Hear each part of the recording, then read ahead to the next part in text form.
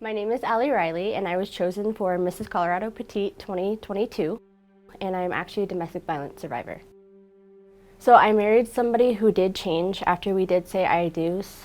He started drinking, doing drugs, the name calling, the abuse, the hitting, it was just never ending. I have been degraded, I've been called names, I've had things thrown at me. He's actually raped me. I've had bones broken in my wrist. He almost broke my ankle. I've been hit, I've been slapped. I was pregnant with our daughter. I was actually 19 years old. He locked me in our room. He actually strangled me. So I passed out and it was not a good day. Like I was literally attacked with bear mace. Our daughter, she had like allergic reaction. So she was foaming, her face was swollen, her eyes were swollen shut. When children witness abuse, it has an effect on them. There's some lady talking to my daughter, and my daughter just told her, like, my daddy hits my mom. He broke her arm. She remembers everything. She would not sleep in her own room. It's sad that, like, a child who has to see this, that you're just trying to protect them from it.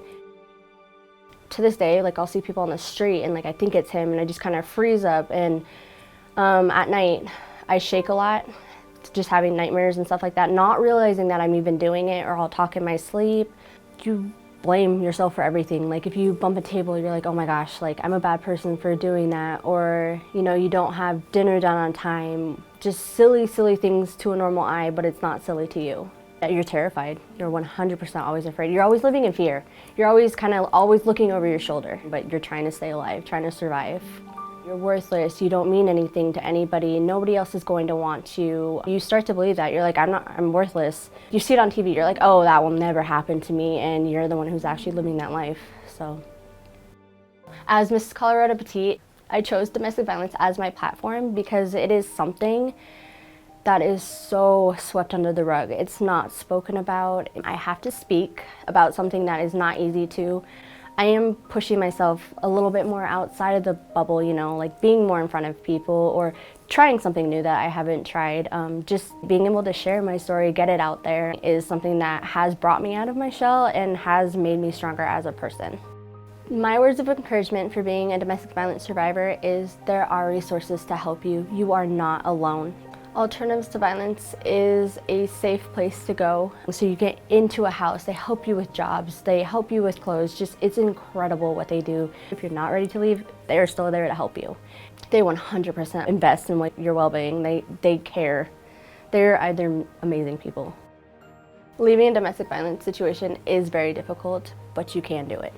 With the help of Alternatives to Violence and yourself, you just gotta believe. You gotta believe you can do it. You have to believe you can do it, and you can do it.